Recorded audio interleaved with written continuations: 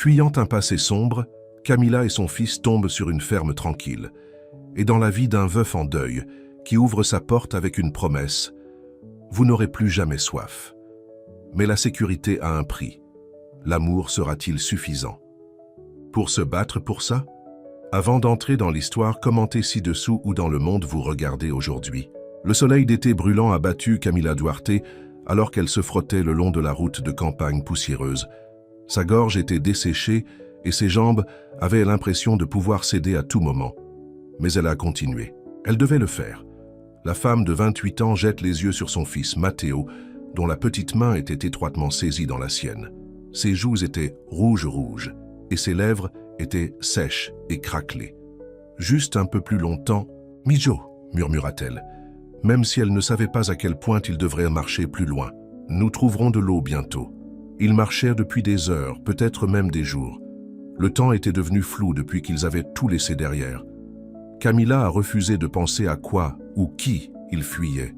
Tout ce qui comptait maintenant était de garder Matteo en sécurité. Le garçon de 5 ans leva les yeux vers sa mère avec des yeux fatigués. « J'ai soif, maman », dit-il, sa voix à peine audible. Le cœur de Camilla a brisé un peu plus. Elle n'avait rien à lui donner. Pas d'eau, pas de nourriture, pas même un plan. Juste l'espoir désespéré de trouver la sécurité quelque part à l'avance. Alors qu'il tournait un virage sur la route, Camilla a repéré quelque chose qui faisait sauter son cœur. Une porte en bois partiellement cachée par des buissons envahis. Au-delà, elle pouvait voir des patchs de verre, une ferme. Et là où il y avait une ferme, il y avait de l'eau. « Écoutez, Matteo, » dit-elle en pointant la porte, « essayons là-bas. » Elle a ouvert la porte grinçante et a conduit son fils dans une longue allée de saleté.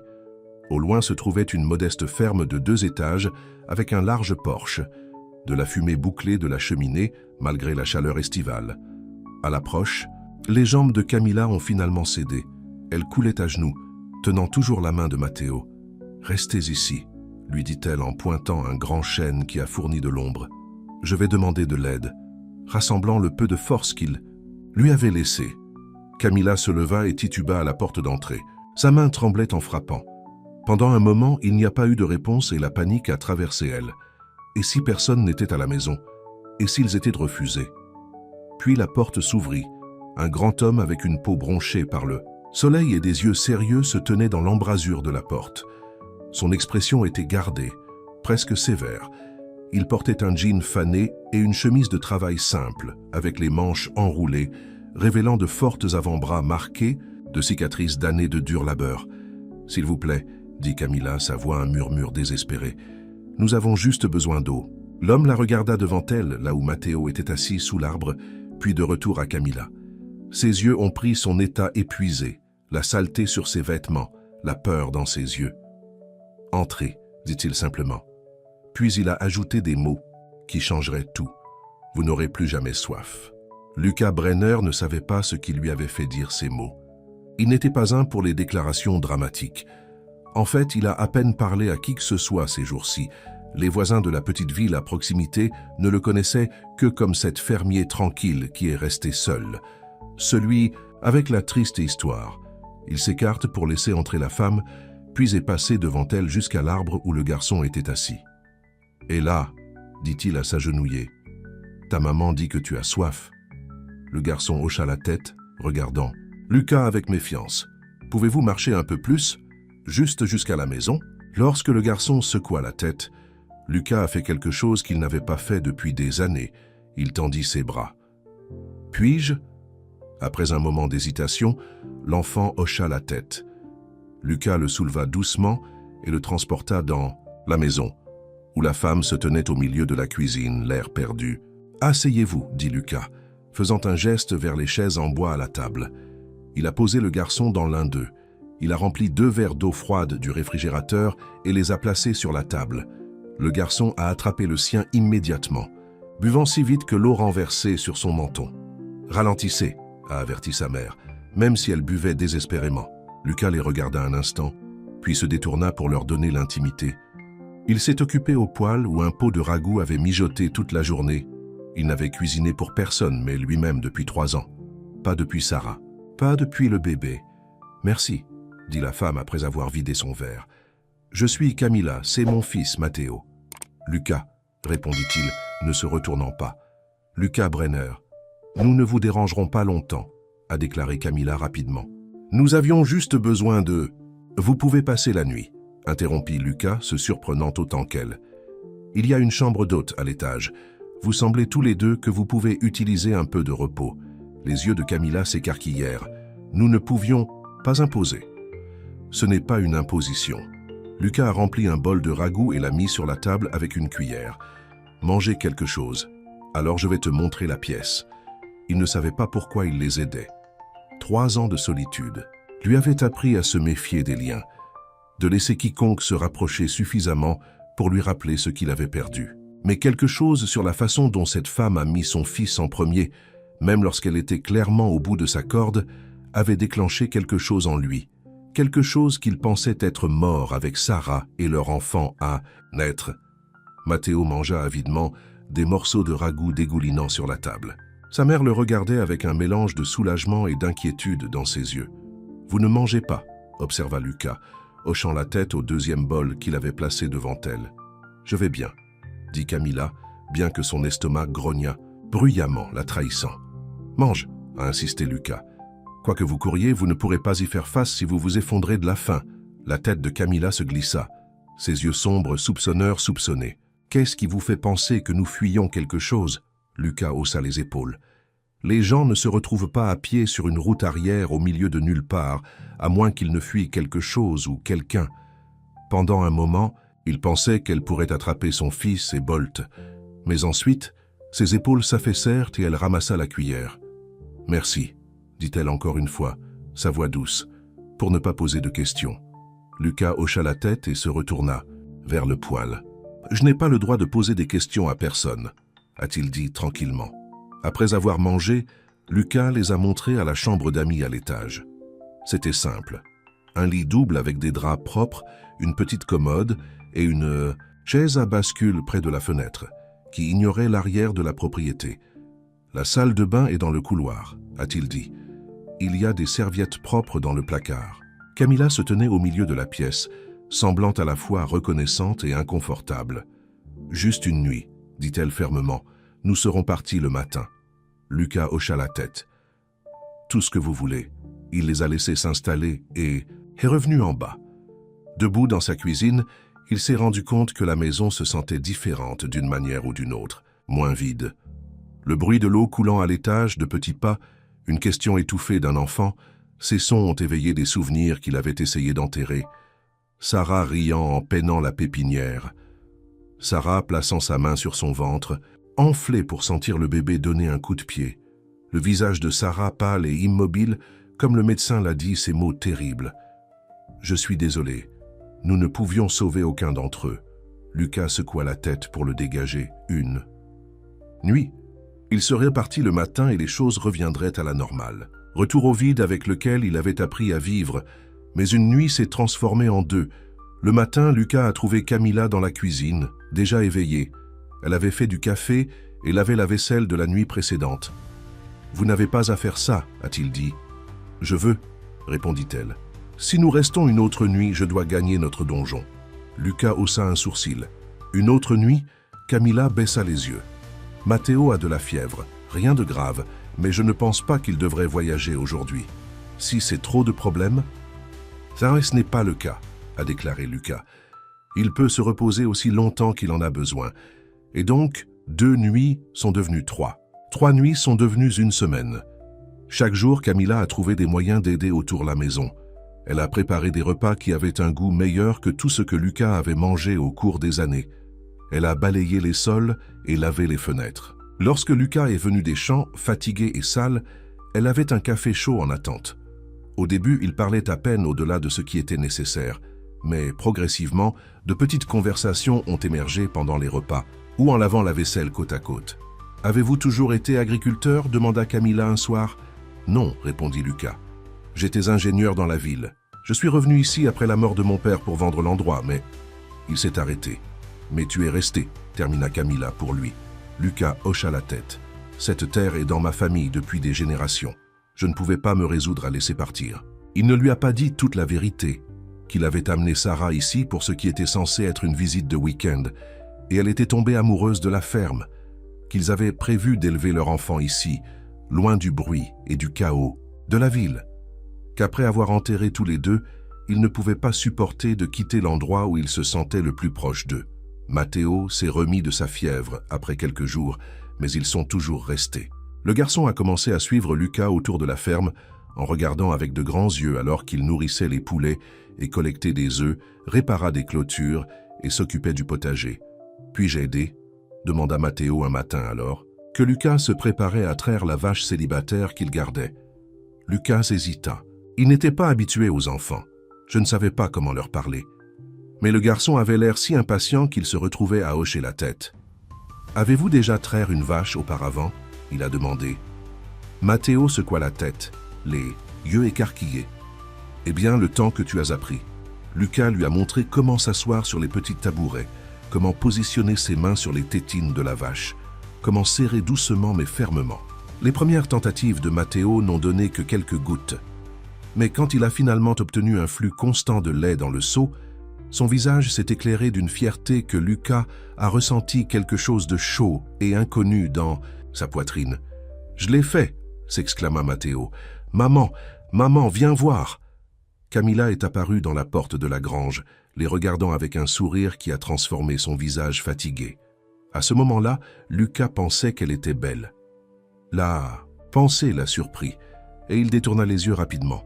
« C'est un naturel », a déclaré Lucas, gardant sa voix neutre. « Qui a de bonnes mains ?» Les jours sont tombés dans un schéma. Lucas travaillerait la ferme tandis que Camilla gardait la maison. Matteo a rebondi entre eux, aidant Lucas à collecter des œufs le matin, puis à retourner à la maison pour aider. Sa mère a préparé le déjeuner. L'après-midi, alors que la chaleur estivale était à son pire, ils se retiraient tous à l'ombre du porche avant, où Lucas avait installé une petite piscine pour enfants, pour que Matteo se fasse. Un soir, alors qu'ils étaient assis sur le porche en regardant le coucher du soleil, Matteo a demandé « Avez-vous des jouets ?» Lucas se figea.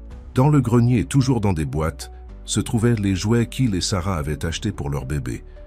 Des choses qu'ils n'avaient pas pu regarder depuis les funérailles. « Je pourrais avoir quelque chose », a-t-il finalement dit. « Laisse-moi vérifier. » Il monta seul vers le grenier, son cœur battant en ouvrant la boîte marquée « Bébé ». À l'intérieur se trouvaient des animaux en peluche, de petits blocs de bois, un hochet. Il a sélectionné un ours en peluche doux et un ensemble d'animaux de ferme en bois, puis a fermé la boîte rapidement avant que les souvenirs ne puissent le submerger. Quand il est retourné sur le porche et a remis les jouets à Matteo, les yeux du garçon se sont allumés. « Pour moi, pour garder ?»« Pour garder », confirma Lucas, la gorge serrée. Cette nuit-là, après que Matteo s'est couché avec l'ours en peluche serré à sa poitrine, Camilla a trouvé Lucas assis seul sur les marches du porche. « Merci », dit-elle assise à côté de lui. Il n'a jamais eu beaucoup de jouets. Lucas hocha la tête, ne se faisant pas confiance pour parler. « Ils étaient pour votre enfant, n'est-ce pas ?» demanda Camilla doucement. Lucas la regarda brusquement. « Comment saviez-vous ?» La façon dont tu as regardé quand Matteo a demandé et... Elle hésita. « J'ai vu la petite tombe sous le saule. Je ne saisissais pas, je marchais juste et je l'ai vue. Lucas avait enterré son enfant là-bas, dans un endroit que Sarah avait a dit était le plus paisible dans toute la ferme. Ma femme, fiancée, a été dans l'accouchement, a-t-il dit après un long silence. Le bébé aussi, une petite fille. Camilla n'a pas dit qu'elle était désolée, n'a pas offert de mots de confort vide. Au lieu de cela, elle a placé sa main sur la sienne, juste un instant. Quel était son nom ? Elle a demandé. Sarah, répondit Lucas. Le bébé, nous allions nommer son lys. Ils se sont assis en silence pendant un certain temps, regardant que les étoiles apparaissaient dans le ciel obscurcissant. « De quoi fuyez-vous, Camilla ?» demanda Lucas finalement. Elle se tendit à côté de lui. « Je vous ai dit que nous partirions ?»« Je ne demande pas parce que je veux que tu pars, » a-t-il précisé rapidement. « Je demande parce que je me soucie de ce qui vous arrive, à vous deux. » Camilla baissa les yeux sur ses mains. « Le père de Matteo, dit-elle enfin, nous ne nous sommes jamais mariés, mais il ne voulait pas d'un enfant. Je me suis dit que je me suis débarrassé.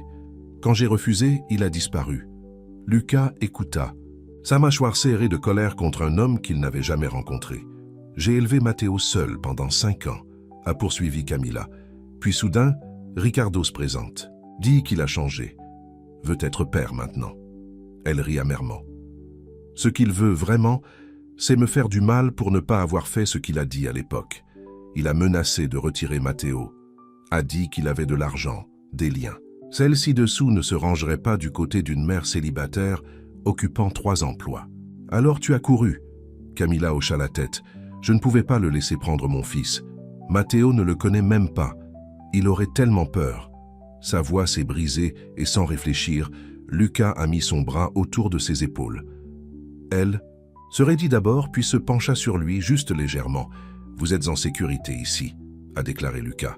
« Vous deux. » Et il le pensait. D'une manière ou d'une autre, en seulement 1 semaine, ces 2 étrangers étaient devenus importants. Pour lui, les espaces vides de sa maison et dans son cœur, qui avaient fait écho en absence pendant 3 ans, commençaient à se remplir de quelque chose de nouveau, quelque chose d'inattendu. Plus tard dans la soirée, Lucas se tenait à la porte de la chambre d'amis, regardant Matteo dormir paisiblement, l'ours en peluche caché sous son menton. Camilla redressait les draps, ses mouvements doux pour ne pas le réveiller. « Vous pouvez rester, » dit doucement Lucas. « Pas seulement pour une autre nuit. Vous pouvez rester aussi longtemps que vous le souhaitez. » Camilla se tourna pour le regarder. Son expression un mélange d'espoir et de prudence. « Pourquoi feriez-vous cela? Vous ne nous connaissez pas. »« J'en sais assez, » répondit Lucas. « Je sais que Matteo aime ses œufs brouillés et a peur du coq, mais pas de la vache. Je sais que vous chantez quand vous pensez que personne n'écoute. Je sais que vous avez tous les deux ramené quelque chose dans cette maison qui manque depuis longtemps. » Il n'a pas dit le mot « vie ». Il n'en avait pas besoin. Camilla a traversé la pièce pour se tenir devant lui. « Je ne peux pas vous payer.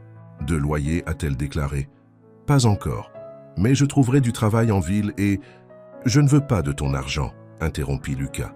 « Vous avoir tous les deux ici, ça m'aide aussi. » Leurs yeux se sont rencontrés et quelque chose se passait entre eux, une compréhension, une possibilité.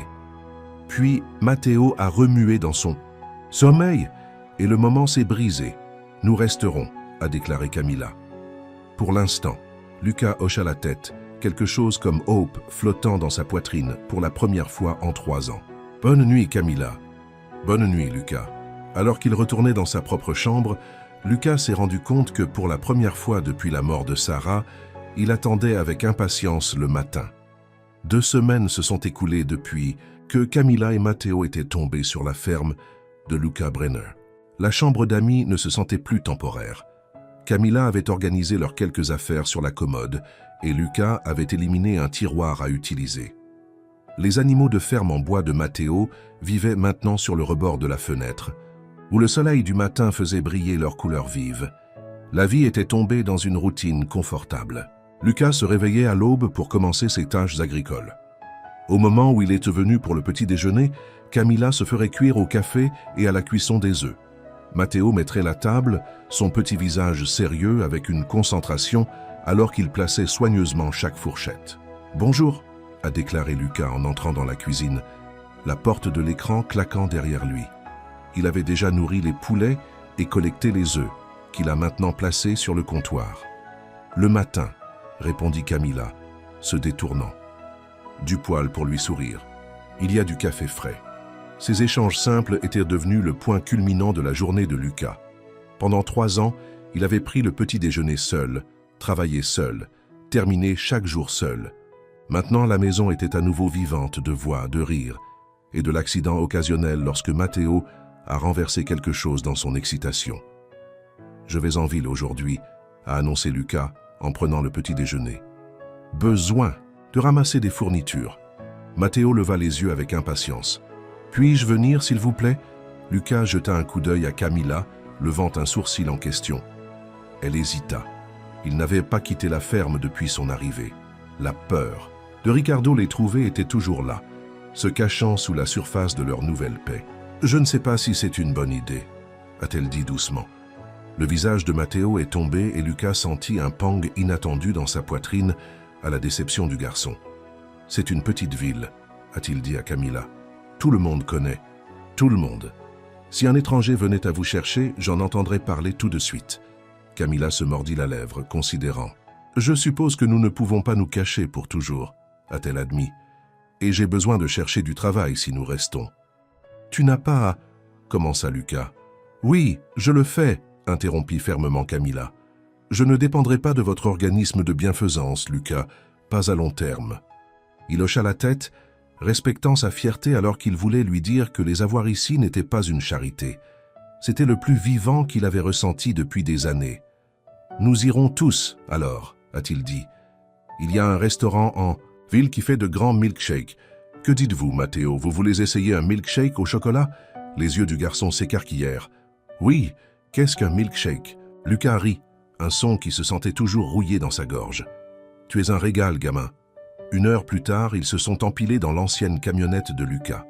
Matteo s'est assis entre eux sur le banc, rebondissant avec excitation. Alors qu'il roulait sur la longue allée vers la route principale, Lucas a regardé Camilla. Ses mains étaient serrées étroitement sur ses genoux et elle regardait droit devant, sa mâchoire. « Ça va aller », a-t-il dit doucement. « Cette ville est à des kilomètres de n'importe où, et tu es avec moi maintenant. » Elle se tourna pour le regarder, et quelque chose dans son expression a fait sauter son cœur. « Merci », dit-elle, « pour tout. » La ville de Redstone était petite, juste une rue principale avec des magasins de chaque côté, une église à une extrémité et l'école primaire de l'autre. Lucas s'est garé devant le magasin général et ils sont sortis du camion. « C'est là que j'obtiens mes fournitures », a-t-il expliqué en entrant dans le magasin. Une cloche se foule au-dessus de la porte, annonçant leur arrivée. Lucas Brenner. Une voix d'une femme appelait de derrière le comptoir. 2 fois en 1 mois. Ce doit être une sorte de record. La femme était dans la soixantaine, avec des cheveux argentés tirés dans un chignon et des yeux pointus qui n'ont rien manqué. Ses yeux s'écarquillèrent lorsqu'elle a vu Camilla et Matteo. « Eh bien, bonjour là-bas, » dit-elle, se penchant sur le comptoir pour mieux regarder Matteo. « Et qui pourriez-vous être ?» Matteo se baissa derrière les jambes de Camilla, soudainement, timide. « C'est Camilla et son fils Matteo, » a déclaré Lucas. Sa voix ne donne rien. « Ils restent avec moi pendant un moment. » Les sourcils de la femme se sont enfuis, mais elle sourit chaleureusement. « Je suis Martha Wilson. Je connais Lucas depuis qu'il était sur votre taille, » a-t-elle déclaré à Matteo. « J'ai des bonbons derrière le comptoir ici. Voulez-vous un morceau ?» Matteo leva les yeux vers sa mère pour la permission. Lorsque Camilla hocha la tête, il s'avança avec prudence. « Merci, » dit-il poliment alors que Martha lui tendit un petit bonbon enveloppé. « De si belles manières, » a fait remarquer Martha regardant Camilla avec approbation. « Vous ne voyez pas beaucoup ces jours-ci. » Lucas a tiré une liste de sa poche. « Nous avons besoin des fournitures habituelles, Martha, et quelque chose supplémentaire. » Il lui a remis la liste. Alors que Martha rassemblait leurs articles, Lucas a conduit Camilla et Matteo dans le magasin, leur montrant les jouets, les livres et les articles ménagers qui ont rempli les étagères. « Seul le magasin a tout, » a déclaré Camilla, examinant une démonstration de courte pointe faite à la main. « Je suis ici depuis le temps de mon grand-père, » a répondu Lucas. Martha a pris le relais lorsque son mari est décédé il y a 15 ans. Elle sait tout ce qui se passe dans cette ville et quelque chose qui ne le font pas. Comme si ce soir, Martha a crié « Lucas, venez m'aider avec ces sacs d'alimentation et apportez aussi cette jolie dame. Je veux entendre comment vous te rencontrez. » Lucas roula des yeux, mais il y avait un sourire jouant au coin de sa bouche. « Les ragots de la ville, » a-t-il expliqué à Camilla. « Mieux vaut en finir. » Martha n'était pas subtile avec ses questions. « Alors, depuis combien de temps connaissez-vous notre Lucas ?» Elle a demandé à Camilla en sonnant leurs achats. « Quelques semaines, » répondit honnêtement Camilla. Les yeux de Martha s'écarquillèrent. « Est-ce que c'est le cas? Et tu restes déjà chez lui? » « Eh bien, c'est intéressant. Ce n'est pas ce que vous pensez, » a déclaré Lucas fermement. Camilla et Matteo avaient besoin d'un endroit où séjourner. J'avais de la place, c'est tout. Martha avait l'air peu convaincue. Et je suppose que c'est pourquoi vous achetez des livres pour enfants et des voitures de jouets aujourd'hui, des choses que vous n'avez jamais achetées auparavant? Lucas sentit son visage chaud. Il avait ajouté ces articles à la liste à la dernière minute, voulant surprendre Matteo. Matteo est un bon enfant, a-t-il dit défensivement. Il mérite des jouets. L'expression de Martha se ramollit. Oui, il le fait certainement. Elle se pencha plus près de Camilla. Lucas était toujours bon avec les enfants, Il aurait fait un merveilleux père. Les mots suspendus dans les airs, lourds de sens tacite. Lucas s'est occupé avec le chargement des sacs dans un chariot, évitant les yeux de Camilla. Ce sera 87,53, a déclaré Martha, brisant le silence gênant. Alors que Lucas payait, Camilla se dirigea vers un babillard près de la porte. Il était couvert d'avis locaux, une vente de pâtisseries à l'église, des cours de piano, des maisons à louer. La serveuse voulait au dîner de Rosie, a-t-elle lu à haute voix. L'expérience préférée m'est disposée à s'entraîner. Lucas la rejoint, lisant son épaule. Rosie est un bon endroit. Le propriétaire, Joe, Rosie était sa mère. C'est un homme juste. Pensez-vous que je pourrais postuler ? Demanda Camilla avec hésitation. J'ai déjà attendu des tables dans un café de la ville. Bien sûr, a déclaré Lucas. En fait, c'est là que je prévoyais de vous emmener pour ces milkshakes. Vous pouvez parler à Joe pendant que nous y sommes. Matteo, qui avait examiné une démonstration de leurre de pêche, s'est retiré à la mention de milkshake. Pouvons-nous y aller maintenant ? Lucas gloussa. Dites d'abord à Madame Wilson. Au revoir, Madame Wilson, merci pour les bonbons, a déclaré Matteo avec une petite vague. Tu reviens à tout moment, jeune homme, répondit Martha, donnant à Lucas un regard significatif qu'il faisait semblant de ne pas voir. Rosie's Diner était juste en bas de la rue, un établissement classique de petite ville avec des cabines, en vinyle rouge et un jukebox dans le coin. Une cloche se tordit en entrant et l'odeur du café et de la tarte fraîche remplissait l'air. Lucas. Un homme costaud derrière le comptoir les a agités. Je ne t'ai pas vu depuis un moment. J'ai été occupé, Joe, répondit Lucas. Il a fait un geste vers Camilla et Matteo. Ce sont mes amis. Ils restent un peu avec moi. Les sourcils de Joe se levèrent, tout comme Martha l'avait fait, mais il a simplement hoché la tête et a dit « Tout ami de Lucas est le bienvenu ici. Que puis-je vous procurer ?»« 3 milkshakes au chocolat, a ordonné Lucas, et j'entends que tu cherches une serveuse. » Les yeux de Joe s'éclaircissent en regardant Camilla. « Tu es intéressé ? Je suis désespéré. Sally a quitté la semaine. Dernière pour aller à l'université et je travaille depuis. Je voudrais postuler, a déclaré Camilla. J'ai de l'expérience. Vous êtes embauché, dit immédiatement Joe. Quand pouvez-vous commencer? Camilla cligna des yeux de surprise. Tu ne veux pas m'interviewer d'abord? Vérifier mes références? Joe a agité une main dédaigneuse. Lucas t'a amené. C'est assez référence pour moi. De plus, comme je l'ai dit, je suis désespéré. Alors que Joe allait faire leur milkshake, Camilla se tourna vers Lucas avec de grands yeux. C'était facile. Lucas haussa les épaules. Les petites villes travaillent différemment. Les gens se font confiance. Mais il ne me connaît pas du tout. Il me connaît, Lucas dit simplement. Et je n'apporte que personne en ville. La signification de ces paroles n'a pas été perdue sur Camilla. Au cours des 2 semaines, ils étaient restés avec lui. C'était la première fois qu'il les présentait à quiconque de sa vie.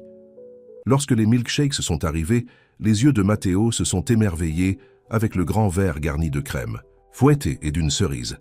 Sa première gorgée lui a laissé une moustache à la crème fouettée et un large sourire. « C'est la meilleure chose de tous les temps », il a déclaré. Lucas et Camilla ont échangé des sourires au-dessus de sa tête. Pendant un moment, ils ressemblaient à toute autre famille en profitant d'une sortie ensemble. « Je peux commencer demain », a déclaré Camilla à Joe à son retour à leur table. « Quelles heures avez-vous besoin de moi ?»« Le petit déjeuner et le déjeuner, 6 à 2, répondit Joe. 5 jours par semaine, avec des dimanches. Cela fonctionne pour vous ?» Camilla hésita, regardant Matteo. « Je ne suis pas sûr de la garde. Des enfants. Il peut rester avec moi, a déclaré Lucas sans hésitation. Je travaille la ferme, mais je suis abondant dans la maison, et il aime aider les poulets. Je ne veux pas imposer plus que nous ne l'avons déjà fait, a déclaré. Camilla, ce n'est pas une imposition, a insisté Lucas, et ce n'est que jusqu'à ce que l'école commence à l'automne. École? Demanda Matteo, levant les yeux de son milkshake avec une expression inquiète. Je dois aller à l'école ici? Camilla et Lucas ont échangé un coup d'œil. Ils n'avaient pas discuté de la durée de Camilla et Matteo, ce qui se passerait à la fin de l'été, ou à tout type d'avenir au-delà du cadeau immédiat. Nous allons le découvrir, a déclaré Camilla à son fils, lisant ses cheveux. Ne t'inquiète pas maintenant, mais alors qu'ils retournaient à la ferme, la question était suspendue dans l'air entre les adultes. Combien de temps durerait cet arrangement? Construisait-il quelque chose de réel? Ou était-ce juste un refuge temporaire jusqu'à ce que Camilla comprenne son prochain déménagement? Lucas voulait demander, mais il avait peur de la réponse. Peur que Camilla puisse dire qu'ils allaient bientôt passer, et encore plus peur de ce que cette pensée le dérangeait. De retour à la ferme, Matteo a couru directement au poulailler pour vérifier si de nouveaux œufs avaient été pondus depuis le matin. Lucas et Camilla ont déchargé les fournitures dans un silence confortable. « J'ai quelque chose pour la maison », a déclaré Lucas en terminant. Il a sorti une petite plante en pot avec de délicates fleurs violettes. Je pensais que cela pourrait égayer le rebord de la fenêtre. Camilla a pris la plante, ses doigts frottant le sien. « C'est beau. Merci. » Le toucher aussi bref a envoyé un courant par le biais de Lucas qu'il n'avait pas ressenti depuis des années. Il s'éclaircit la gorge et recula. C'est la lavande, nous censés être apaisants. Aidez-vous au sommeil. Vous avez remarqué que je n'ai pas bien dormi? Demanda Camilla surprise. Lucas hocha la tête. Tu t'entends faire arranger des nuits. Je pensais que cela pourrait t'aider. Le fait qu'il ait remarqué qu'il avait pensé à son réconfort touchait profondément Camilla. Elle avait passé tant d'années à gérer tout seul, étant à la fois mère et père à Matteo, que quelqu'un considère que ses besoins se sentaient presque étrangers. « Merci », dit-elle encore une fois, sa voix douce. Ils se tenaient à se regarder pendant un long moment. Quelque chose de tacite qui passe entre eux. Puis Matteo a éclaté par la porte, brisant le sort. « Lucas, il y a des filles et de bébés, venez voir !» Lucas sourit. La poule noire devait cacher son nid. Allons regarder. Au fil des jours, un nouveau rythme a émergé. Camilla partirait tôt pour son quart de travail au dîner, prenant le camion de Lucas. Lucas et Matteo prenaient le petit déjeuner ensemble, puis s'attaquaient aux tâches agricoles avant de passer à ce que Matteo a appelé leur aventure, explorant le ruisseau qui a traversé l'arrière de la propriété, construisant une balançoire de pneus sur le vieux chêne ou lisant des histoires sous le saule. Lucas a découvert qu'il aimait enseigner les choses de Matteo, comment appâter un crochet de pêche, comment savoir quand les tomates étaient mûres pour la cueillette, comment réduisant les formes simples du bois. Le garçon était impatient d'apprendre, absorbant l'attention de Lucas comme une plante se tournant vers le soleil. Un après-midi, alors qu'ils étaient assis sur le porche avant Whiting pour que Camilla revienne du travail, Matteo a demandé soudain « Lucas, tu as un papa ?» Lucas a été pris au dépourvu par la question. « Je l'ai fait. Il est mort il y a quelques années. » Matteo hocha la tête solennellement. « Mon papa est parti aussi. »« Je sais, » dit doucement Lucas. « Maman dit qu'il ne voulait pas être mon papa, » continua Matteo, sa voix petite. « Pourquoi ne voudrait-il pas être mon papa ?» Lucas sentit son cœur se contracter. Comment quelqu'un pourrait-il ne vouloir pas cet enfant brillant et curieux? « Parfois, les gens font de mauvais choix, » a-t-il dit attentivement. « Mais ce n'est pas à cause de toi. Ce n'est jamais à cause de toi. » Matteo semblait considérer cela. « Tu aimes être mon papa maintenant ?» La question a frappé Lucas comme un coup physique. « Je ne suis pas... Matteo, je ne suis pas ton papa. »« Mais tu fais des choses, papa, » a insisté Matteo. « Tu me fais le petit déjeuner et m'apprends des trucs et me ranger parfois la nuit. » Lucas ne savait pas comment répondre. Il n'était pas le père de Matteo. Il n'y avait pas le droit de réclamer ce titre. Mais ces dernières semaines de soins au garçon, regardant son visage s'allumer avec de nouvelles découvertes, sentant que ses armes légères s'enroulaient autour de son cou au coucher, il avait réveillé quelque chose en lui qu'il pensait être mort et enterré sous le saule. Avant qu'il ne puisse trouver les bons mots, ils ont entendu le son du camion monter dans l'allée. Matteo a sauté avec enthousiasme. La maison de maman. Lucas a regardé le garçon courir pour rencontrer sa mère, se lançant dans ses bras au moment où elle sortait du camion. Le visage de Camilla, fatigué de son quart de travail, s'est transformé de joie alors qu'elle serrait son fils dans ses bras. À ce moment-là, Lucas savait qu'il était en difficulté, parce qu'il ne se contente pas de grandir à Matteo. Il tombait amoureux de Camilla. La réalisation aurait dû le terrifier. Après avoir perdu Sarah, il a juré qu'il ne risquerait plus son cœur. Mais en regardant Camilla se diriger vers la maison, son bras autour des épaules de Matteo alors qu'ils bavardaient sur leur journée, Lucas ressentait un sentiment de justesse qui a submergé sa peur. « Comment était le travail ?» demanda-t-il en atteignant le porche. « Occupé, répondit Camilla avec un sourire fatigué. Mais bien, Joe a dit que je me rattrape rapidement. Elle tendit la main dans sa poche et sortit une petite liasse d'argent. Conseil du premier jour, je veux contribuer à l'épicerie. Lucas secoua la tête. Gardez-le. Vous aurez besoin de choses pour vous, pour Matteo. Lucas, dit fermement Camilla, je dois payer mon chemin. C'est important pour moi. Il a reconnu la fierté de ses yeux et a hoché la tête, acceptant l'argent. Très bien, merci. Ce soir-là, après que Matteo était au lit, il s'assit à nouveau sur les marches du porche. C'était devenu leur rituel, un moment calme pour parler après la journée bien remplie, avec seulement le gazouillis de grillons et la trousse lointaine d'un hibou comme accompagnement. Matteo a demandé si j'étais son papa aujourd'hui, a déclaré Lucas, regardant les champs sombres. Camilla se tendit à côté de lui. « Qu'est-ce que vous avez dit ?»« Je lui ai dit que je ne l'étais pas, » a répondu Lucas. « Mais il a dit que « Je fais des choses, papa. » Il y a eu un long silence avant que Camilla ne parle. Il n'a jamais eu de silhouette masculine dans sa vie auparavant. « Je suis désolé si cela vous mettait mal à l'aise. »« Ce n'est pas le cas, » dit honnêtement Lucas. « C'est juste, ça m'a fait réfléchir. À propos de quoi ? À propos de combien j'ai changé depuis que vous deux arrivez. À peu près. À quel point cet endroit était vide avant. » Il s'arrêta, choisissant soigneusement ses paroles. « À propos de combien je veux que vous restiez tous les deux. » Camilla se tourna pour le regarder, son expression illisible dans la faible lumière de la fenêtre de la cuisine. « Lucas, je sais que c'est trop tôt, » a-t-il dit rapidement. « Je sais que tu t'es toujours compris.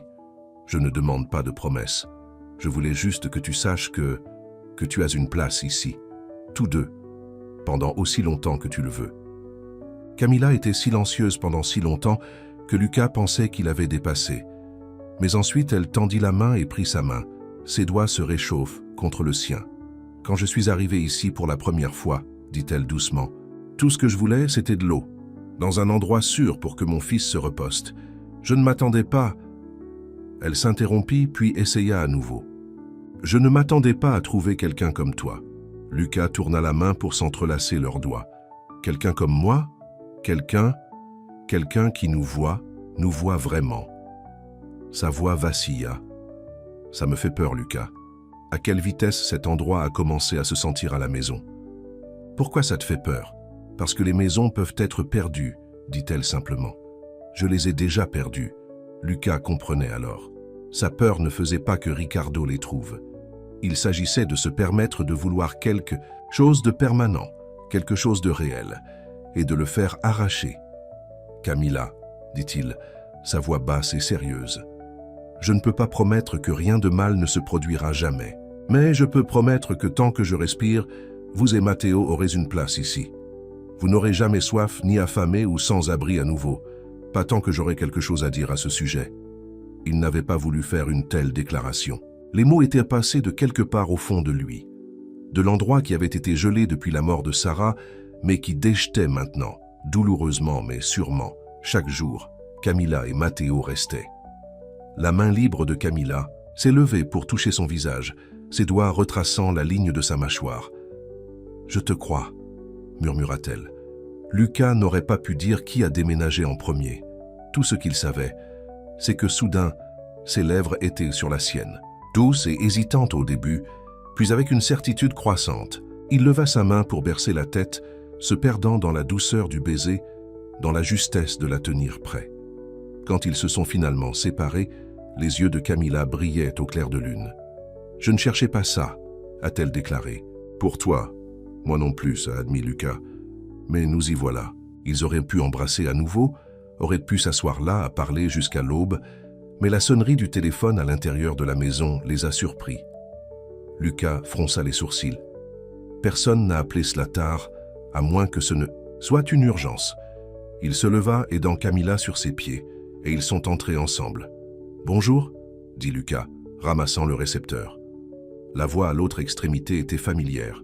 Joe du restaurant. « Lucas, je suis désolé d'appeler si... »« Tard, Camilla est-elle là ? Elle est ici, qu'est-ce qui ne va pas ?» Il y a eu une pause, puis la voix de Joe, inhabituellement sérieuse. « Un homme est entré dans le restaurant aujourd'hui, juste après la fin du quart de Camilla. Il posait des questions à son sujet. Il a montré sa photo autour. » Lucas sentit Camilla se raidir à côté de lui. Il a mis son bras autour de sa taille, la stabilisant.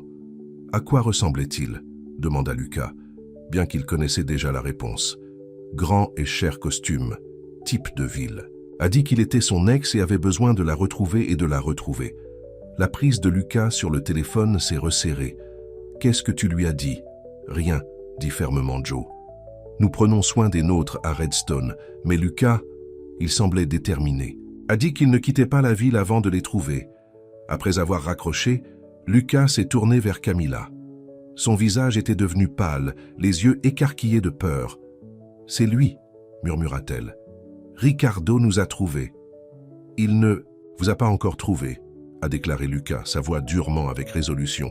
« Et il ne le fera pas si toute cette ville a quelque chose à dire à ce sujet. » Mais alors qu'il tenait Camilla près, la sentant trembler contre lui, Lucas savait que leur bref idylle avait pris fin. Le vrai combat, pour Matteo, pour leur avenir ensemble, commençait à peine. Le matin est venu trop rapidement, après une nuit de peu de sommeil. Lucas avait insisté pour que Camilla reste à la maison du travail, et elle n'avait pas discuté. La pensée de Ricardo attend au restaurant, la surveillant, lui faisait nouer l'estomac avec peur. « Je vais appeler Joe et lui faire savoir que vous ne serez pas aujourd'hui », a déclaré Lucas en faisant du café. Matteo dormait encore à l'étage, ignorant parfaitement le danger qui les avait trouvés. Camilla était assise à la table de la cuisine, ses mains enroulées autour d'une tasse dont elle n'avait pas bu. « Il n'abandonnera pas », dit-elle tranquillement. « Ricardo n'abandonne jamais quand il veut quelque chose. » La mâchoire de Lucas s'est resserrée. « Que veut-il exactement ? Vous avez dit qu'il n'était pas intéressé à être père. »« Il ne l'est. »« Tu vois si, » a confirmé Camilla. « Il s'agit de contrôler le contrôle, pour me montrer qu'il peut prendre Matteo s'il le veut. » Elle leva les yeux vers Lucas, ses yeux hantés. « Avant de partir, il m'a dit qu'il avait embauché une enquêteur privée pour me suivre, pour trouver tout ce qu'il pouvait utiliser contre moi devant le tribunal. Il a dit qu'il s'assurerait qu'aucun juge ne me donne la garde. Peut-il faire ça? Légalement? » Camilla haussa les épaules impuissante. « Je ne sais pas. Il a de l'argent, des liens. Je suis juste une serveuse qui a déménagé 3 fois en 5 ans. » Lucas est venu s'asseoir à côté d'elle, prenant ses mains froides dans la sienne.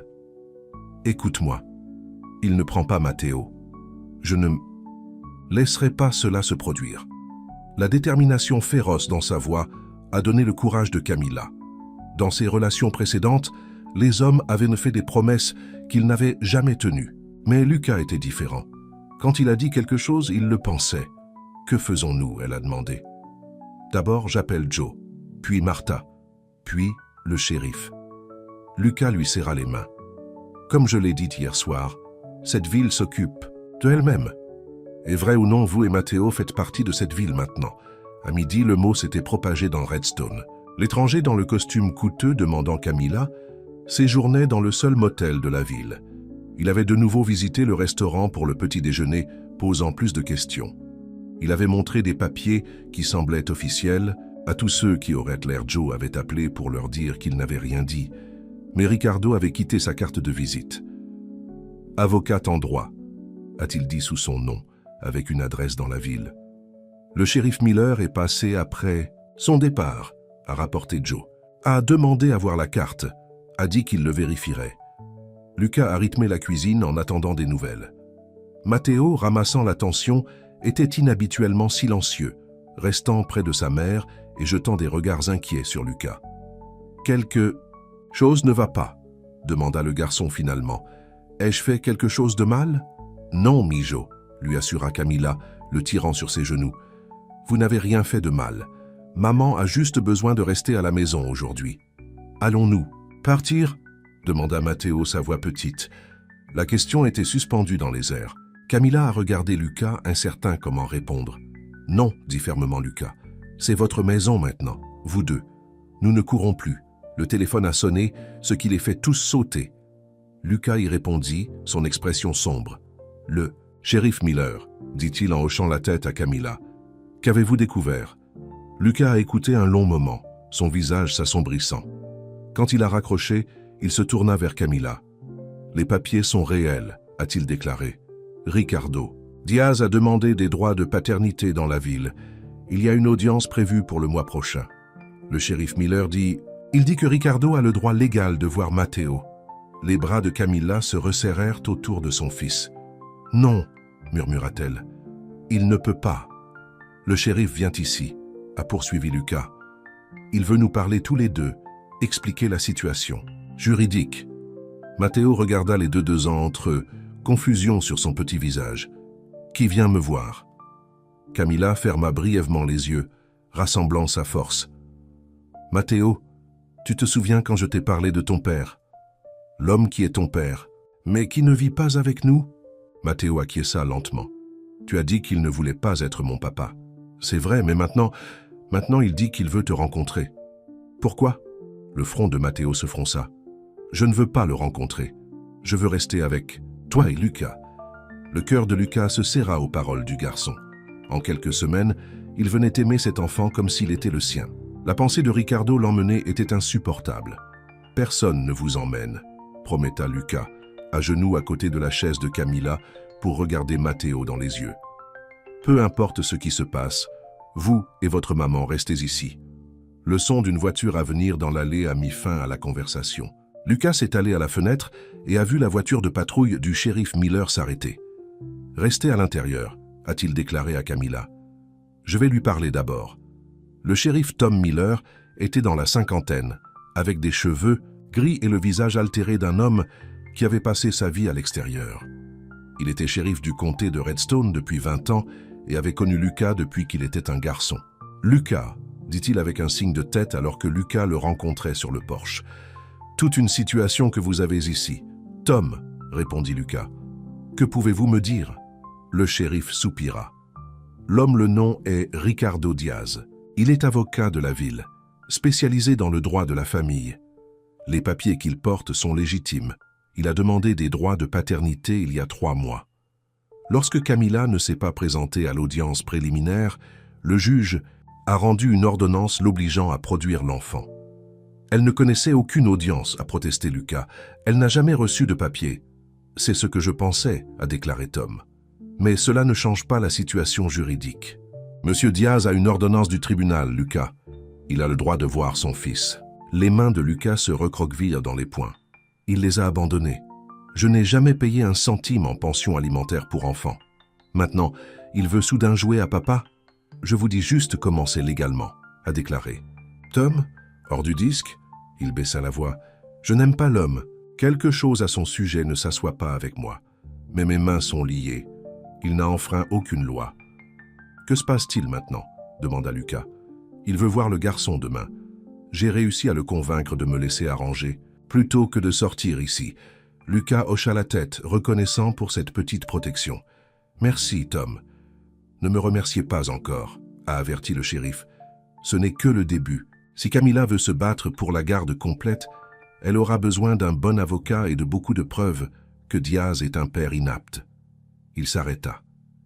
Y a-t-il de telles preuves? Lucas hésita. Je ne sais pas. Elle a dit qu'il l'avait menacée. J'ai embauché quelqu'un pour la suivre, mais je ne sais pas si elle pouvait le prouver. Tom hocha la tête pensivement. Demandez-lui d'appeler ma femme, Suzanne. Elle fait du bénévolat au refuge pour femmes dans le prochain comté. Elle saura quelles ressources sont disponibles. J'apprécie cela, a déclaré Lucas. Voulez-vous entrer et parler à Camilla vous-même? Mieux si je ne le fais pas, répondit Tom. Officiellement, je ne l'ai pas encore localisé. Vous donne du temps pour vous préparer. Il se tourna pour partir, puis s'arrêta. Lucas, soyez prudent. Diaz ne me frappe pas en tant qu'homme qui aime perdre. Et de la façon dont il parle de cet endroit, sur vous, il vous considère comme une compétition. Après le départ du shérif, Lucas est retourné dans la cuisine et a tout relayé à Camilla. Elle écouta silencieusement, son visage grandissant plus pâle à chaque mot. « Je dois laisser Matteo le voir, dit-elle finalement, sa voix creuse. Je n'ai pas le choix. Nous serons là avec vous, lui a assuré Lucas. À chaque étape du chemin. Matteo s'était retiré dans le salon, où il jouait sans enthousiasme avec ses animaux en bois. Lucas l'a regardé un instant, puis a rejoint Camilla à la table. « Nous avons besoin d'un plan, a-t-il déclaré. Pas seulement pour demain, mais à long terme. Camilla le regarda, une lueur d'espoir dans ses yeux fatigués. Quel genre de plan? Tout d'abord, nous vous obligeons à un avocat. Je n'ai pas d'argent pour un avocat. a déclaré Camilla. Oui, répondit simplement Lucas. Je sauve depuis des années. Camilla secoua la tête. Lucas, je ne peux pas te demander. Vous ne demandez pas, interrompit-il. J'offre parce que... Il prit une profonde inspiration. Parce que je t'aime, Camilla, tous deux. Et je ferai tout ce qu'il faut pour te garder en sécurité. Les mots pendaient entre eux, bruts et honnêtes. Lucas n'avait pas prévu de les dire, pas comme ça, pas avec tout ce qui se passe. Mais il ne pouvait plus les retenir. Les yeux de Camilla se remplissèrent de larmes. « Lucas, vous n'avez rien à dire, a-t-il dit rapidement. Je sais que c'est trop tôt. Je sais que vous avez des choses plus importantes à craindre en ce moment. Je voulais juste que vous sachiez où je me trouve. » Elle atteignit la table et lui prit la main.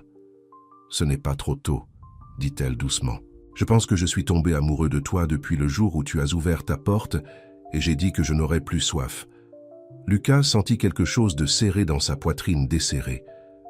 Il avait peur d'espérer, peur de croire que ce qui se développait entre eux était réel.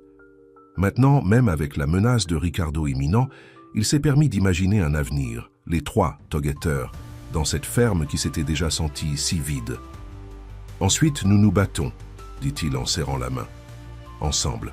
Le lendemain matin, il est apparu clair et chaud, une journée d'été typique qui ne donnait aucun soupçon de tempête de brassage dans leur vie.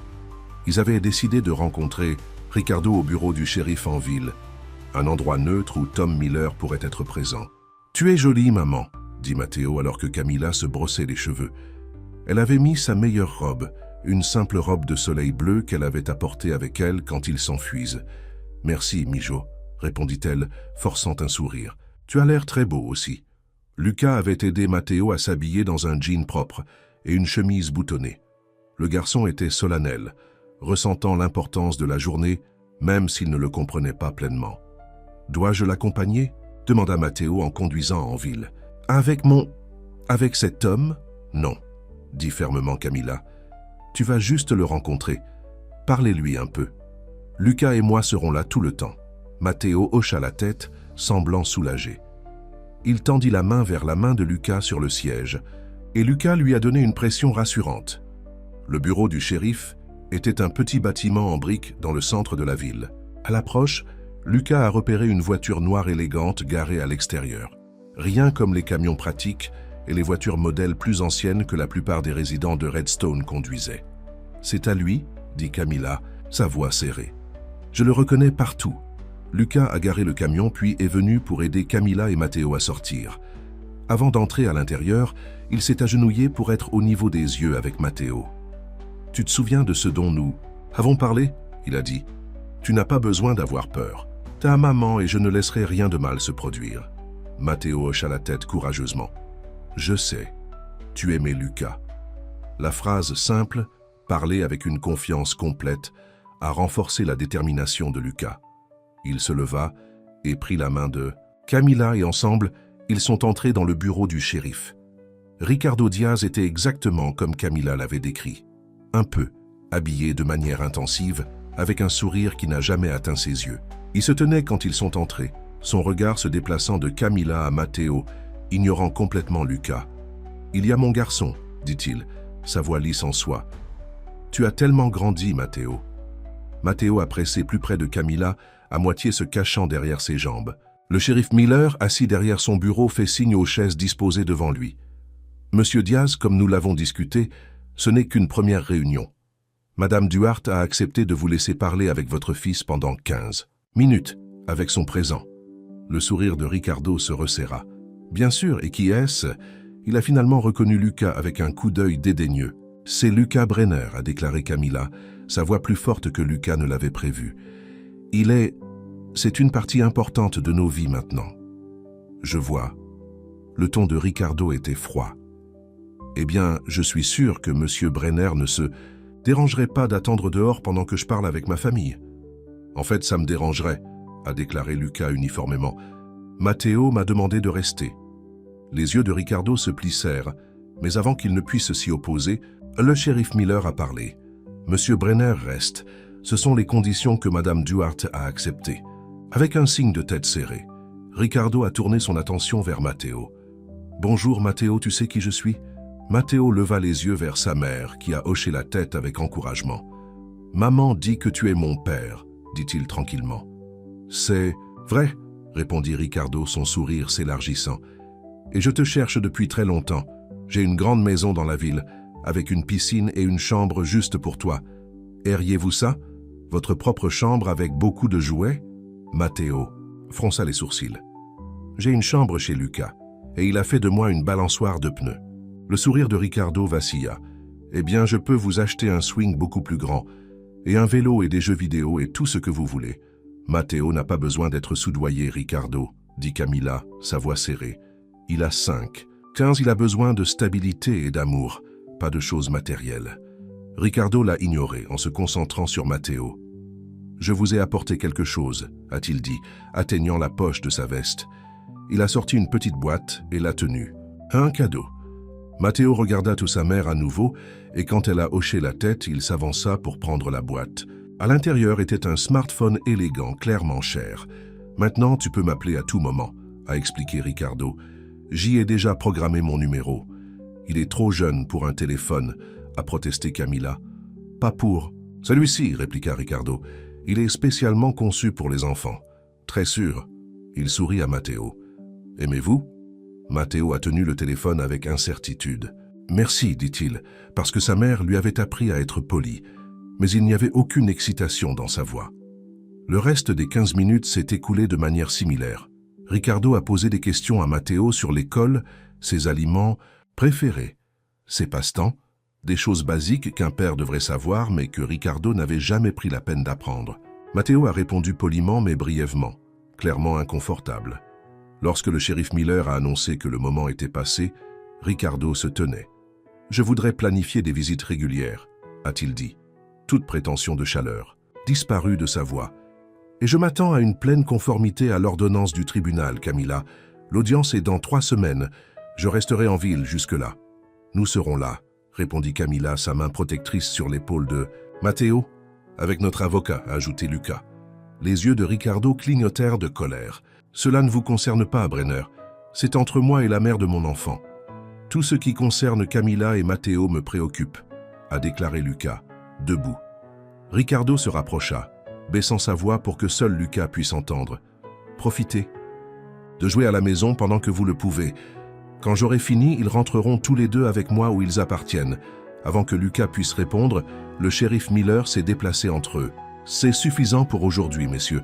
Monsieur Diaz, je vais te sortir. » Alors que Ricardo partit avec le shérif, Matteo tira sur la main de Lucas. « Je ne veux pas l'accompagner, » murmura-t-il, les yeux écarquillés de peur. « Je veux rester. Avec toi et maman. » Lucas s'agenouilla, mettant ses mains sur les épaules du garçon. « Tu n'allors nulle part, mon pote, je te le promets. » Mais alors qu'il retournait vers le camion, Lucas ne pouvait pas secouer le froid qui s'était installé dans son estomac. Ricardo Diaz était un homme habitué à obtenir ce qu'il voulait. Et en ce moment, ce qu'il voulait, c'était prendre Matteo et peut-être Camilla de Lucas. Les prochains jours se sont écoulés dans un flou d'activités. Lucas a appelé un ami avocat dans la ville, qui a recommandé un collègue spécialisé dans le droit de la famille. Des rendez-vous ont été pris, des documents ont été recueillis. Camilla a écrit tout ce dont elle se souvient du comportement de Ricardo, pendant sa grossesse et après. Sa demande qu'elle obtienne un avortement, sa disparition lorsqu'elle a refusé, son absence totale au cours des 5 premières années, de la vie de Matteo. « Est-ce que ce sera suffisant ?» demanda-t-elle à Lucas, alors qu'ils étaient assis à la table de la cuisine tard dans la nuit, entourés de papier. « Il aura des enquêteurs, des témoins de caractère, toutes ces ressources que je ne peux pas faire correspondre. »« Mais vous avez la vérité, » a déclaré Lucas, « et tu as cette ville derrière toi. » C'était vrai. Le mot s'était rapidement propagé à travers Redstone au sujet de la brassage de bataille de la garde. Martha, du magasin Général, avait lancé une collection pour aider avec les frais juridiques.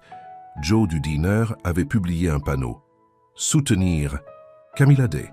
Tous les conseils vont au fonds juridique. » Même la vieille Madame Peterson, qui a rarement quitté sa maison, était venue avec une casserole et un chèque. « Je n'ai jamais eu des gens qui me défendent comme ça, » a déclaré Camilla, se déchire aux yeux. « C'est écrasant. »« C'est ce qu'est la communauté, » lui a dit Lucas. « Quelle est la famille ?» Le mot pendait entre eux. « Famille. » C'est ce qu'ils devenaient, les trois. dans cette maison qui avait tout fait écho au vide.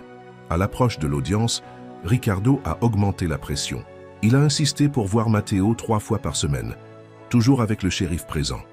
Il a apporté des cadeaux coûteux, a parlé de l'école privée dans laquelle il avait inscrit Matteo dans la ville, des voyages qu'ils feraient ensemble. Matteo est devenu de plus en plus anxieux après ces visites. Il a fait des cauchemars, appelant à Luca dans les sombres. Il s'accrochait à Camilla, peur de disparaître. Le garçon brillant et curieux qui avait nommé les poulets et a passé des heures à explorer la ferme a commencé à se retirer. « Cela lui fait du mal », a déclaré Camilla après une nuit particulièrement difficile. Matteo s'était finalement endormi entre eux dans le grand lit, épuisé de pleurer. Ricardo ne se soucie pas de ce que Matteo veut ou a besoin. Il veut juste gagner. Luca caressa doucement les cheveux de Matteo. Nous ne le laisserons pas gagner. Mais en privé, il était inquiet. Leur avocat, Madame Reynolds, avait été honnête avec eux. Ricardo avait un dossier solide sur le papier. Il avait une stabilité financière, une bonne maison dans un excellent district scolaire et une revendication de paternité biologique qu'aucun tribunal ne pouvait ignorer. Ce dont nous avons besoin, leur avait dit Madame Reynolds, est la preuve qu'il ne cherche pas à déposer pour les bonnes raisons. Il fait cela pour contrôler Camilla, non pas parce qu'il veut être père. L'occasion s'est déroulée de façon inattendue lors de l'une des visites supervisées de Ricardo. Il avait apporté un autre jouet cher, une tablette remplie de jeux éducatifs pour lesquels Matteo n'a montré aucun intérêt. Quand Matteo a dit qu'il préférait les animaux en bois que Luca lui avait donnés, le masque de Ricardo a glissé. Ces jouets sans valeur, il a cassé. Ce fermier vous donne des restes et vous pensez que ce sont des trésors. Vous devez apprendre la valeur des choses réelles, Matteo. Quand vous venez vivre avec moi, vous aurez tout ce qu'un garçon pourrait vouloir. Je ne veux pas vivre avec toi, dit Matteo, sa voix petite mais déterminée. Je veux rester avec Mama et Luca, le sais. Visage de Ricardo s'assombrit. Ta mère a rempli ta tête de bêtises. Luca n'est rien pour toi, rien. Je suis ton père. Luca est mon papa maintenant, a insisté Matteo, sa lèvre inférieure tremblant. Il m'aime. Tu ne le fais pas. Ricardo se tenait brusquement, renversant sa chaise. Camilla, contrôlez votre fils. Ce manque de respect est inacceptable. Le shérif Miller, qui avait observé tranquillement du coin, s'avança.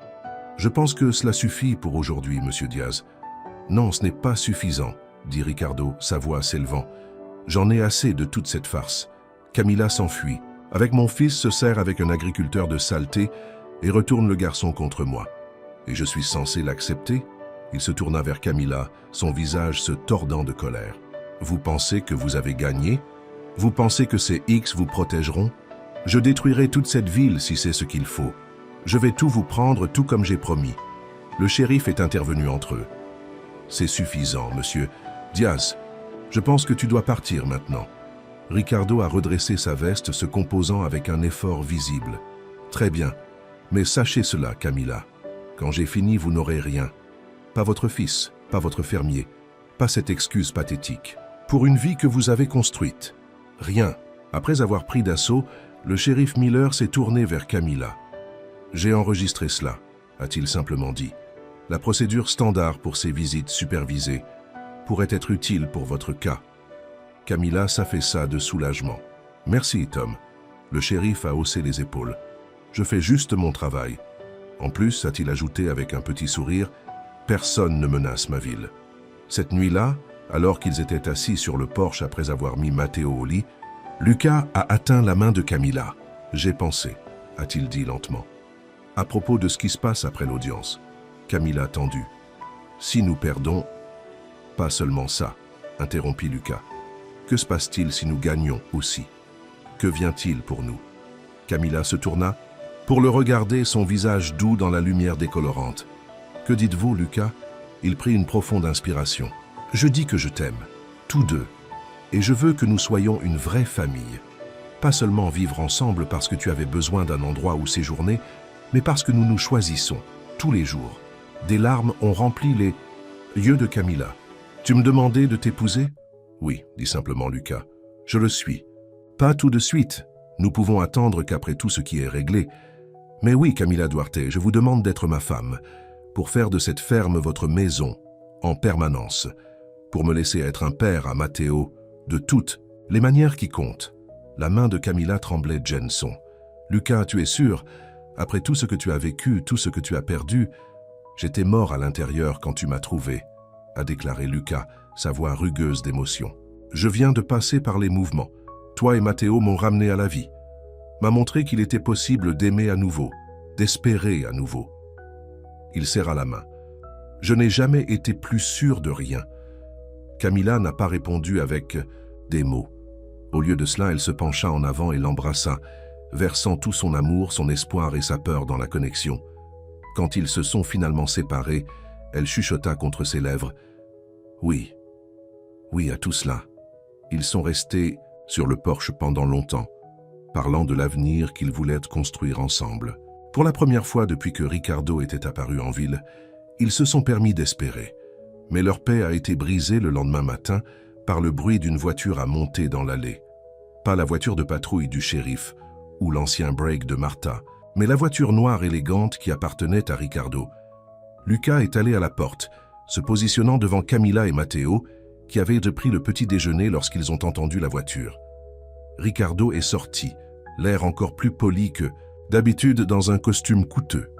Il se dirigea vers la maison avec la foulée confiante d'un homme qui avait l'habitude de se faire. « Qu'est-ce que tu veux, Diaz ?» Lucas a appelé du porche. « Vous n'êtes pas prévu pour voir Matteo aujourd'hui. » Ricardo sourit, une expression froide qui n'a pas atteint ses yeux. « Je ne suis pas là pour voir Matteo, a-t-il dit. Je suis là. Pour te voir, Brenner. » Il tendit la main dans sa veste et sortit une enveloppe. « Ce sont pour vous. Documents de mon enquêteur privé. » Lucas a pris avec prudence l'enveloppe. À l'intérieur se trouvaient des photographies, des adolescents d'entre eux, de Sarah, de sa tombe sous le saule, de Lucas dans les jours et les semaines après sa mort, buvant fortement, négligeant la ferme. « Qu'est-ce que c'est ?» demanda Lucas, sa voix dangereusement silencieuse. « Juste un échantillon », a répondu en douceur Ricardo. « J'ai aussi des déclarations de témoins, des voisins qui vous ont vus ivres en ville, depuis le barman qui a dû appeler quelqu'un pour vous ramener chez vous, depuis le banquier qui a presque saisi cet endroit parce que vous ne faisiez pas de paiement. » Lucas avait un froid partout. C'était vrai, tout cela. Après la mort de Sarah, il s'est effondré, passé des mois dans une brume de chagrin et d'alcool. La ferme s'était presque déroulée avant de se rassembler. C'était il y a 3 ans, a-t-il déclaré. Cela n'a rien à voir maintenant, n'est-ce pas? Ricardo s'est rapproché. Pensez-vous vraiment qu'un juge laissera un enfant vivre avec un homme qui a une histoire d'alcoolisme? Qui ne pouvait même pas prendre soin de lui, sans parler d'un garçon de 5 ans? Lucas sentit la main de Camilla sur son bras. Elle était venue se tenir à côté de lui, son visage pâle mais déterminé. « Qu'est-ce que tu veux, Ricardo ?» elle a demandé. Le sourire de Ricardo s'élargit. « Ce que j'ai toujours voulu. Mon fils. » Il s'arrêta. « Et vous, si vous êtes prêt à être raisonnable ?»« Raisonnable ?» répétait Camilla, incrédulité dans sa voix. « Revenez à la ville avec moi, » a déclaré Ricardo. « Vous deux. Je vous achèterai une maison, créer un fonds en fiducie pour Matteo. Vous pouvez avoir votre propre vie, tant que j'ai accès à mon fils. » Ses yeux se durcissa. « Ou nous pouvons le faire à la dure. Je soumets ces documents au tribunal, détruisez la réputation de votre petit ami et prends Matteo quand même. » Lucas sentit la vieille rage se lever en lui, la même marée sombre qui l'avait presque noyé après la mort de Sarah. Il a fait un pas vers Ricardo, ses mains se serrant dans les poings. « Lucas, non, » dit brusquement Camilla. « C'est ce qu'il veut, pour vous provoquer, pour prouver que vous êtes dangereux. » Ricardo rit. « Femme intelligente, tu devrais l'écouter, Brenner. » Il se tourna pour partir, puis regarda en arrière par-dessus son épaule. « Tu as jusqu'à demain pour décider, Camilla. Midi. Ensuite, je vais au juge avec tout ce que j'ai. » Ils le regardèrent s'éloigner, la poussière de l'allée s'installant lentement dans son sillage. « Il ne peut pas faire ça, » a déclaré Lucas, sa voix tremblant de colère. « Il ne peut pas nous menacer comme ça. » Mais le visage de Camilla a démissionné. « Oui, il peut, » elle dit tranquillement, « et il le fera. C'est qui est Ricardo. Il ne se soucie pas de qui il fait mal tant qu'il obtient ce qu'il veut. » Lucas baissa les yeux sur les photographies dans ses mains, la preuve de la période la plus sombre de sa vie. Comment Ricardo avait-il découvert Sarah? À propos de la consommation d'alcool? Avait-il vraiment enquêté sur Lucas tout ce temps? Camilla, dit-il, sa voix se brise. Je suis vraiment désolé. J'aurais dû vous parler de la consommation d'alcool, de la gravité de Sarah. Chut, interrompit-elle, plaçant ses doigts contre ses lèvres. Je sais, Lucas. Je connais depuis le début. Il cligna des yeux avec surprise. Comment? Martha m'a dit, ce premier jour dans le magasin. Elle pensait que je devrais savoir avec qui je séjournais. Les yeux de Camilla étaient doux avec compréhension. Elle m'a aussi dit comment vous avez combattu votre chemin, comment vous êtes sobre depuis plus de 2 ans, comment vous avez reconstruit la ferme de rien, relief lavé sur Lucas. Tu le savais, et tu es resté quand même. Bien sûr, je suis resté, a déclaré Camilla. Nous avons tous un passé, Lucas. Ce qui compte, c'est qui vous êtes maintenant. L'homme qui a ouvert sa porte à une femme désespérée et à son fils. L'homme qui a enseigné à Matteo à traire une vache et à des poissons dans le ruisseau. L'homme que j'aime. Lucas la tira dans ses bras, la serrant fermement. Au-dessus, de son épaule, il vit Matteo les regarder depuis la porte. Son jeune fait face solennellement. « Que va-t-il se passer, Lucas ?» demanda le garçon. « Cet homme va m'emmener ?» Lucas s'agenouilla, rencontrant les yeux de Matteo. « Non, dit-il fermement. Personne ne vous éloigne de votre maman, ou de moi, je le promets. » Alors que Matteo s'avança, pour le serrer dans ses bras, Lucas a rencontré le regard de Camilla sur la tête du garçon. Il a vu la peur là-bas, mais aussi la confiance. Elle le croyait, et d'une manière ou d'une autre, il trouverait un moyen de tenir sa promesse. Parce qu'il ne s'agissait plus seulement de se battre pour la garde. Il s'agissait de se battre pour leur famille. Pour l'avenir, ils venaient de commencer à imaginer ensemble. Et Lucas Brenner a fini de laisser le passé le définir. Fait de laisser des hommes comme Ricardo Diaz prendre ce qui comptait le plus. Cette fois, ils se battaient. Et ils gagneraient. L'ultimatum était suspendu sur eux comme un nuage de tempête. Midi le lendemain, c'est combien de temps ils ont eu avant. Que Ricardo ne se rende au juge avec les preuves contre Lucas. Nous devons appeler Madame Reynolds, a déclaré Lucas, atteignant le téléphone. Elle a besoin de le savoir. Leur avocat a répondu sur le 2e anneau. Lucas a passé l'appel sur le conférencier pour que Camilla puisse entendre. Il vous fait chanter, a déclaré Madame Reynolds après avoir expliqué la situation.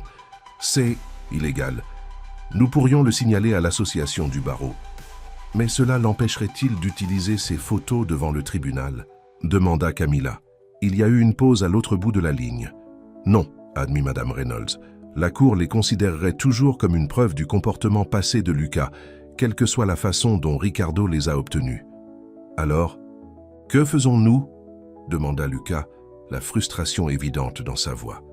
Nous ripostons, a répondu fermement l'avocat. Nous présentons des preuves de votre rétablissement, Lucas. Des témoins de caractère qui peuvent témoigner de la maison stable que vous avez fournie. Et surtout, nous utilisons l'enregistrement du shérif Miller pour montrer que les motifs de Ricardo n'ont rien à voir avec le bien-être de Matteo. Après avoir raccroché, Lucas s'est tourné vers Camilla. Elle a raison. Nous ne pouvons pas fuir cela. Nous devons y faire face.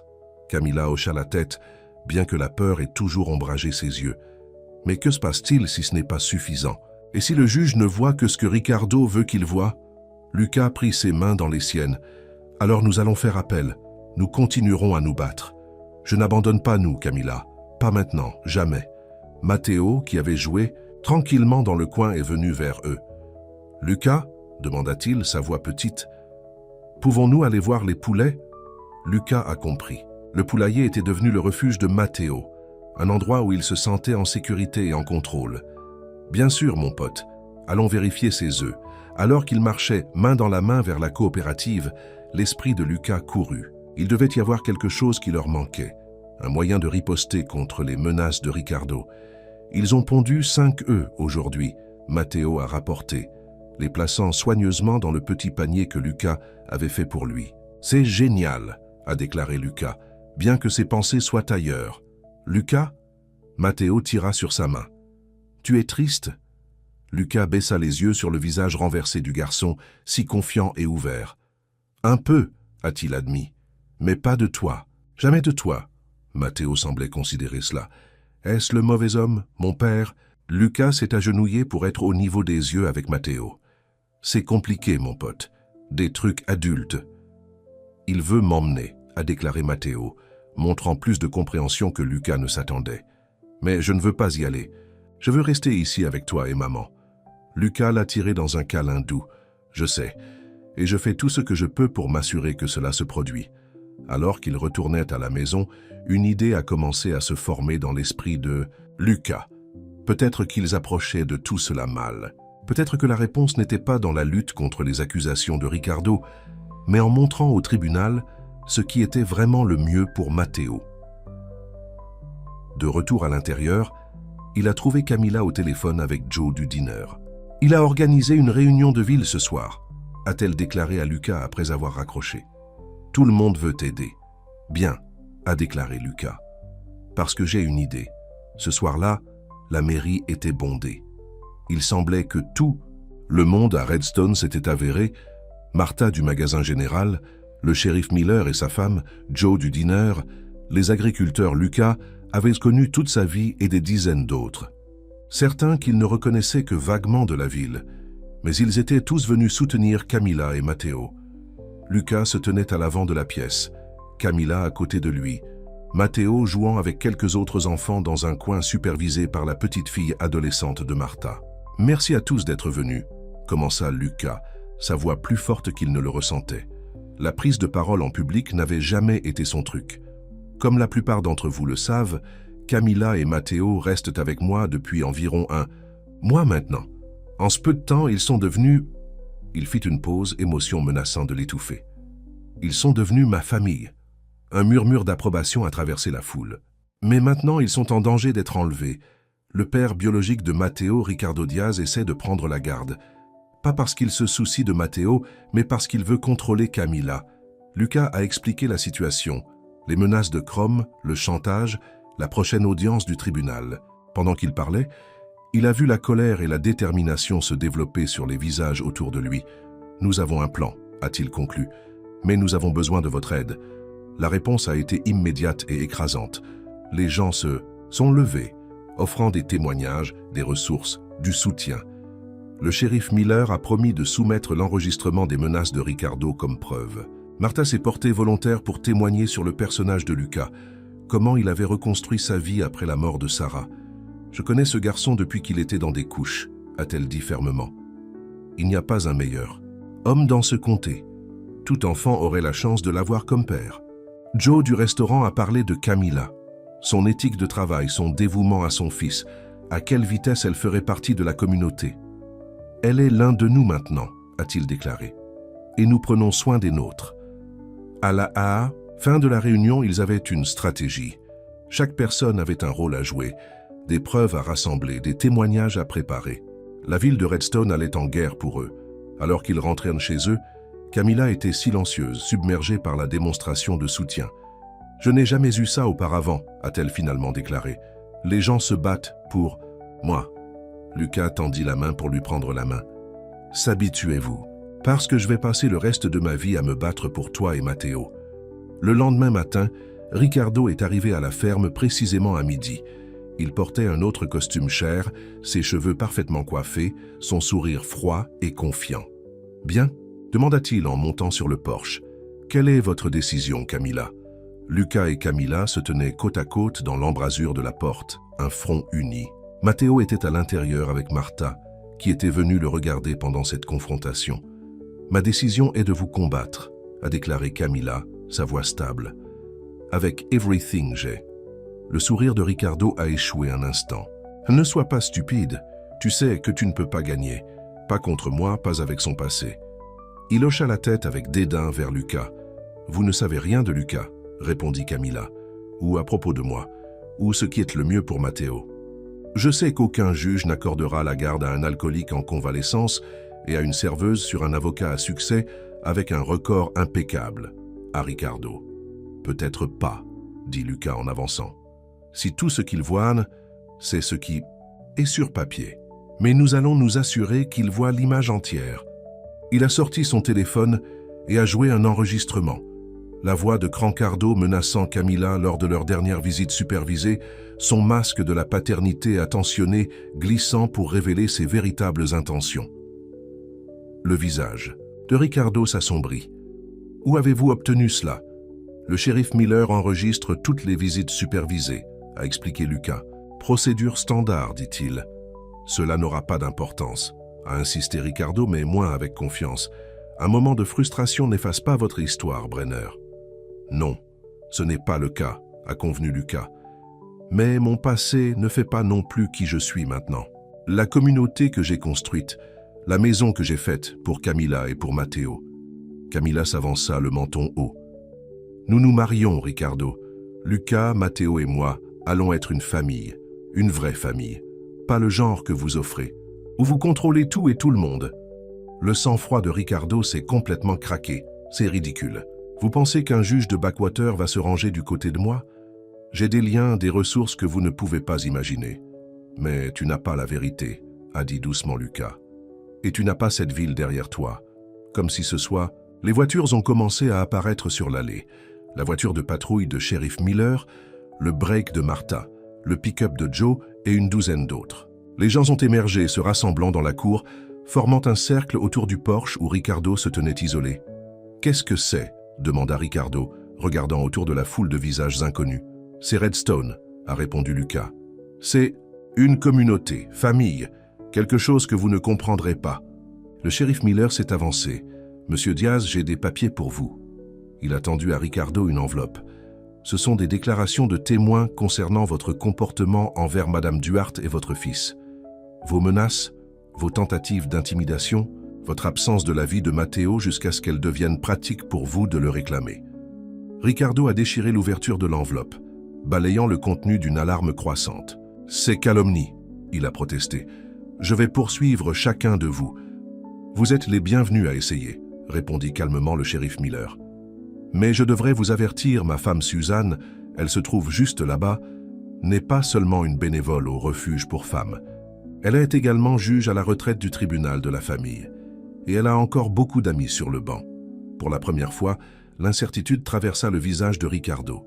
Il regarda les papiers dans ses mains, la foule de visages déterminés qui l'entourent, à Camilla debout à côté de Lucas. « Ce n'est pas fini, » a-t-il finalement dit, mais sa voix manquait de conviction. « Je te verrai devant le tribunal. »« Oui, tu le feras, » acquiesça Camilla. « Et vous perdrez. » Après que Ricardo s'éloigne, la foule a éclaté en acclamations. Les gens ont entouré Camilla et Lucas, offrant des félicitations, un soutien et des promesses d'être là pour l'audience. Au milieu de tout cela, Matteo a glissé hors de la maison et a couru vers Lucas, enroulant ses bras autour de ses jambes. Lucas le souleva, le tenant prêt. « Avons-nous gagné ?» demanda Matteo, son petit visage sérieux. « Pas encore, » lui dit honnêtement Lucas. « Mais nous le ferons. » Le jour de l'audience est arrivé, chaud et clair. Le palais de justice du petit comté était bondé, pas seulement avec des avocats et des fonctionnaires, mais avec ce qui semblait être la moitié de la ville de Redstone. Ricardo s'est assis à une table avec son avocat, une femme à l'air vif, dans un costume grave. Camilla et Lucas se sont assis à l'autre avec Madame Reynolds, qui avait passé la semaine dernière à préparer son cas. Lorsque le juge est entré, une femme à l'air sévère dans la soixantaine, tout le monde s'est levé. « Je comprends, nous avons un litige en matière de garde », a-t-elle commencé après s'être assis. « Normalement, je parlerai à l'enfant dans les chambres avant de continuer, mais j'ai reçu une demande que j'aimerais d'abord répondre. » Elle baissa les yeux sur ses papiers. Il semble que M. Lucas Brenner ait déposé une pétition pour adopter Matteo Duarte en attendant son mariage avec la mère de l'enfant. Elle leva les yeux vers Ricardo. « Monsieur Diaz, en tant que père biologique, vous avez le droit de contester cette adoption. » Ricardo se pencha en avant. « Je le conteste absolument, votre honneur. Je suis le père de Matteo. J'ai des droits. » « Les droits que vous n'avez jamais exercés jusqu'à récemment, » a observé le juge. « Selon ces dossiers, vous n'avez fourni aucun soutien financier. Vous avez fait aucune tentative de visite et n'étiez même pas inscrit sur le certificat de naissance il y a 3 mois. » « Je n'étais pas au courant de mes responsabilités, Diggy Sans, affirmait Ricardo. « Une fois que j'ai réalisé que j'avais un fils, j'ai immédiatement pris des mesures pour faire partie de sa vie. » L'expression du juge était sceptique. « Est-ce que c'est le cas ? Parce que j'ai ici un enregistrement qui suggère le contraire. » Elle a hoché la tête au greffier, qui a joué l'enregistrement du shérif Miller, les paroles en colère de Chrome et ses menaces, son admission qu'il s'agissait de contrôler Camilla, pas de bien-être de Matteo. Le visage de Ricardo s'est pâle. Son avocat se pencha, chuchotant de toute urgence dans son oreille. « Voulez-vous expliquer cela, monsieur Diaz ?» Le juge a demandé. « J'ai été provoqué », a insisté Ricardo. « Ils ont retourné mon fils contre moi. Et Brenner, il n'est pas apte à être le père de qui que ce soit. C'est un alcoolique qui a presque perdu sa ferme après la mort de sa fiancée. Est-ce vraiment le genre d'homme qui devrait élever mon fils ?» C'était l'ouverture que Madame Reynolds attendait. « Votre honneur, si Monsieur Diaz veut discuter de la forme physique en tant que parent, nous sommes heureux de présenter nos preuves. Ce qui a suivi a été un défilé de témoins, villes qui ont témoigné du caractère de Lucas, de sa rétablissement, de sa relation avec Matteo. Martha a expliqué comment Lucas avait reconstruit sa vie après la mort de Sarah. Joe a décrit le dévouement de Camilla comme une mère. Le shérif Miller a expliqué comment Matteo avait prospéré depuis son arrivée à Redstone. Mais le témoignage le plus puissant est venu de Susan Miller, l'épouse du shérif et ancien juge. « J'ai observé cette famille de près », a-t-elle déclaré, au tribunal. « Ce que j'ai vu, c'est un homme qui a ouvert sa maison et son cœur à un enfant qui avait besoin d'une figure paternelle. J'ai vu une mère qui ferait n'importe quoi pour protéger son fils.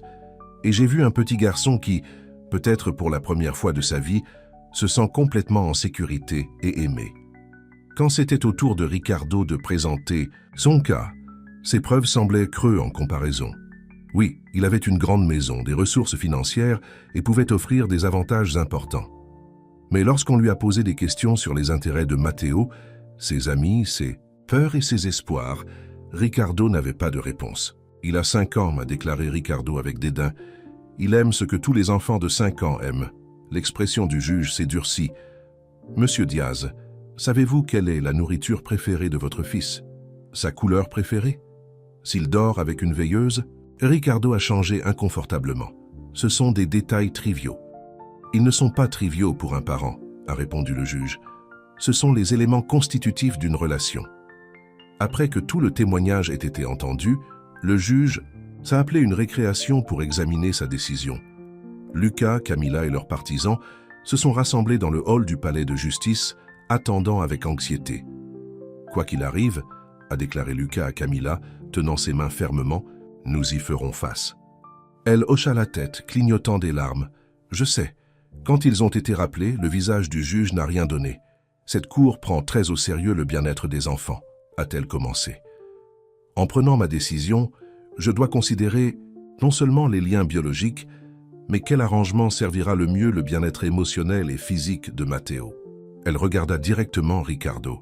« Monsieur Diaz, bien que vous ayez certains droits légaux en tant que père biologique de Matteo, vous avez démontré un modèle de comportement qui soulève de sérieuses préoccupations concernant vos motivations et votre compréhension de ce que l'allocation signifie vraiment. » L'avocat de Ricardo a commencé à s'opposer, mais le juge leva la main. L'enregistrement a fait preuve de preuves, ainsi que des témoignages sur vos menaces et vos tentatives d'intimidation, suggèrent que votre intérêt pour la garde a plus à voir avec le contrôle qu'avec une véritable préoccupation pour votre fils. Elle se tourna vers Camilla et Lucas. D'un autre côté, Madame Duarte et Monsieur Brenner ont montré qu'ils peuvent fournir un foyer stable et aimant pour Matteo. Le soutien communautaire qu'ils ont démontré est particulièrement convaincant. Le juge a mélangé ses papiers. Par conséquent, j'accorde la garde totale de Matteo Duarte à sa mère, Camilla Duarte, sans aucun droit de visite à Ricardo Diaz à cette époque. Un halètement collectif est passé par la salle d'audience, suivi des acclamations étouffées du contingent de Redstone. En outre, a poursuivi le juge, j'approuve la pétition de M. Brenner d'adopter Matteo, en attendant son mariage avec Madame Duarte. Cette adoption donnera à M. Brenner des droits et responsabilités parentales. Elle regarda Ricardo, dont le visage était passé de pâle à rouge avec colère.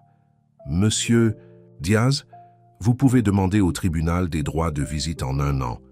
Vous avez prévu de suivre des cours de parentalité et de démontrer un véritable intérêt pour le bien-être de votre fils, non comme un moyen de contrôler sa mère. » Avec un dernier coup de son marteau, c'était fini. Ils avaient gagné. Le palais de justice a éclaté pour célébrer. Martha étreint Camilla, des larmes coulant sur ses joues ridées. Joe a giflé Lucas dans le dos.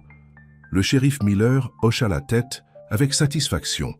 Et au milieu de tout cela, Matteo tira sur la main de Lucas. « Lucas, demanda-t-il, sa voix petite mais pleine d'espoir, est-ce que cela signifie que tu es mon papa maintenant? Pour de vrai ?» Lucas s'agenouilla, regardant dans les yeux du garçon qui avait changé sa vie. « Oui, mon pote, si c'est ce que tu veux. » Matteo jeta ses bras autour du cou de Lucas. « Je le voulais depuis le premier jour, » murmura-t-il. Au-dessus de l'épaule de Matteo, Lucas a rencontré le regard de Camilla. Ses yeux brillaient de larmes, mais ils étaient des larmes de joie, de soulagement, d'amour.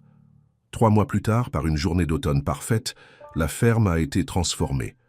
Des chaises blanches bordèrent la zone sous le vieux chêne. Une arche de fleurs sauvages se tenait au bout d'un chemin parsemé de pétales de roses. Toute la ville de Redstone semblait être là, vêtue de leur meilleur dimanche. Lucas se tenait sous l'arc, plus nerveux qu'il ne l'avait jamais été dans sa vie. Joe, servant de meilleur homme, lui tapota l'épaule de manière rassurante. « Respirez, fils, a-t-il conseillé. Elle ne va pas changer d'avis. La musique a commencé. Une mélodie simple jouée sur une guitare par l'un des agriculteurs locaux. Tout le monde se tourna pour regarder Martha escorter Matteo dans l'allée. Le garçon portait une version miniature du costume de Lucas, portant un petit oreiller avec 2 anneaux. Et puis Camilla est apparue, portant une simple robe blanche qui a ramené le souffle de Lucas. Le shérif Miller l'a descendue dans l'allée, debout pour le père qu'elle n'avait jamais connu. Alors qu'elle rejoignait Lucas sous l'arche, il prit ses mains dans les siennes. « Tu es belle, murmura-t-il. « Vous aussi, répondit-elle, souriant à travers des larmes heureuses. La cérémonie a été brève mais sincère. Ils ont échangé des vœux qu'ils avaient écrits, promet de s'aimer et de se soutenir mutuellement, de construire une vie ensemble, d'être la famille que Matteo méritait.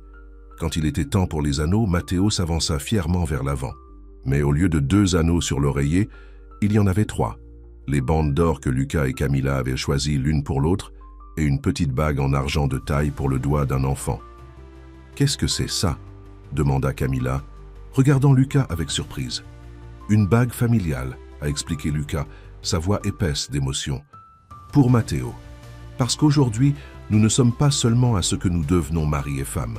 Il s'agit de devenir tous les 3 une famille. » Il s'est agenouillé au niveau de Matteo. « Cette bague est une promesse, a-t-il déclaré au garçon. Une promesse que je serai toujours ton père, de toutes les manières qui comptent. Que je t'aimerai et te protégerai et serai là pour toi, toujours. » Les yeux de Matteo étaient larges, alors que Lucas a glissé la bague sur son petit doigt. « Je le promets aussi, a-t-il dit solennellement. Pour être le meilleur fils de tous les temps, il n'y avait pas de sécheresse dans le public alors que Lucas et Camilla ont échangé leurs propres bagues. Lorsque le ministre les a prononcées, mari et femme, les acclamations pourraient probablement être entendues jusqu'au prochain comté. La réception a eu lieu dans la grange, qui avait été nettoyée et décorée de lumières scintillantes et de fleurs sauvages. Il y avait de la nourriture préparée par les femmes de la ville, de la musique jouée par des musiciens locaux, et plus d'amour que la vieille ferme n'avait vu en génération. Alors que la soirée tombait, Lucas trouva Camilla debout, seule près du sol, regardant le petit marqueur qui s'y avait été placé il y a 3 ans. « Êtes-vous d'accord ?» demanda-t-il, glissant son bras autour de sa taille. Elle hocha la tête, se penchant sur lui.